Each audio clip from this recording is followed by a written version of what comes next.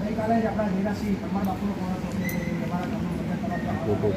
એમને આપણે રિક્વેસ્ટ કરી તમે બી આવો તમે બી એક વાર આવ્યા નહીં એટલે પ્રોમિસ કરી ટૂંક સમયની અંદર પણ આવશે ખૂબ આભાર તમારો ત્યાં જેના આશ્રમમાં કામ સારું કરો છો ભગવાન તમને બહુ પ્રગતિ કરો તમારા 1000 વર્ષનું આયુષ થાય એમ તમારું કોઈ